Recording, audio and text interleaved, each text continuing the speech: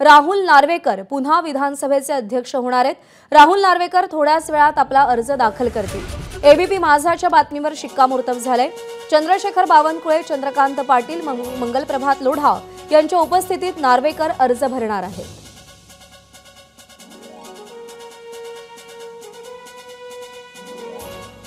गेल्या 2.5 वर्षाच्या कार्यकाळात राहुल नार्वेकर यांनी विधानसभा अध्यक्ष म्हणून काम पाहिलेलं आहे आणि आता पुन्हा एकदा या खुर्चीमध्ये विराजमान होण्याचा, या स्थानावर विराजमान होण्याचा मान राहुल नार्वेकर यांना मिळतोय। या टर्ममध्ये आपल्याला मंत्रिपद मिळेल अशी राहुल नार्वेकर यांना इच्छा होती, तशी त्यांची अपेक्षा होती, पण आता पुन्हा एकदा विधानसभा अध्यक्षपदाची माळ त्यांच्या गळ्यामध्ये आपल्याला पडताना दिसतेय। विधानसभेची या पुढची सगळी अधिवेशनं ही राहुल नार्वेकर यांच्या अध्यक्षतेखाली होतील। विधानसभेचं कामकाज, विधानसभेचे नियम, विधानसभेची शिस्त आणि शिष्टाचार या सगळ्या संबंधी निर्णय घेण्याचा अधिकार हा राहुल नार्वेकरांकडे असेल। जर विधानसभेचे नियम, शिस्त, शिष्टाचार याचा भंग झाला तर त्या संबंधित आमदारावर कारवाई करण्याचा अधिकार देखील राहुल नार्वेकर यांच्याकडे असेल। अत्यंत मानाचं आणि संविधानिक असं हे पद राहुल नार्वेकर यांच्याकडे पुन्हा एकदा जातंय।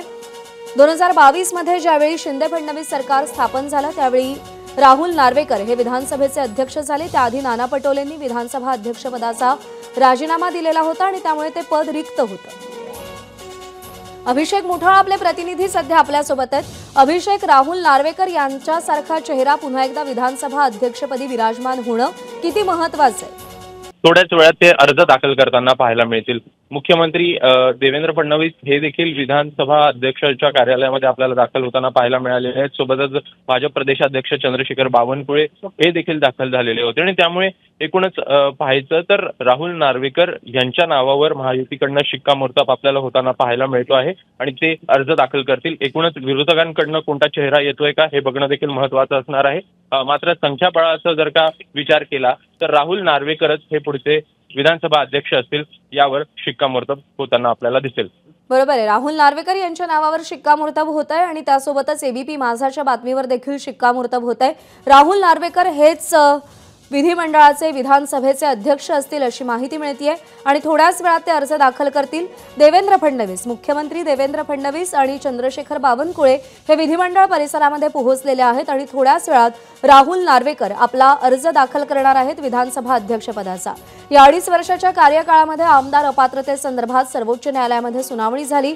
त्यानंतर न्यायाधीशांनी निर्णयाचे अधिकार हे राहुल नार्वेकर विधानसभेच्या अध्यक्षांकडे सुपूर्द केलेले होते आणि त्यानुसार आमदार अपात्रतेचा देखील निर्णय घेतला गेला होता। त्यावेळी देखील विधानसभा अध्यक्षपदी राहुल नार्वेकर हे विराजमान होते आणि आता पुन्हा एकदा राहुल नार्वेकर यांची वर्णी या ठिकाणी लावली जाते।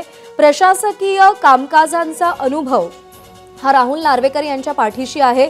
त्यांच्या शिक्षणाचा विचार केला तर वकिली त्यांनी केलेली आहे आणि त्यामुळे अशा प्रकारच्या कामकाजांमध्ये राहुल नार्वेकर यांचा हातखंडा आहे आणि त्यामुळे राहुल नार्वेकरांसारखा चेहरा हा विधानसभा अध्यक्षपदी विराजमान होणं हे महायुतीच्या दृष्टीनं एक प्लस पॉइंट किंवा ग्रेस पॉइंट ठरणार आहे।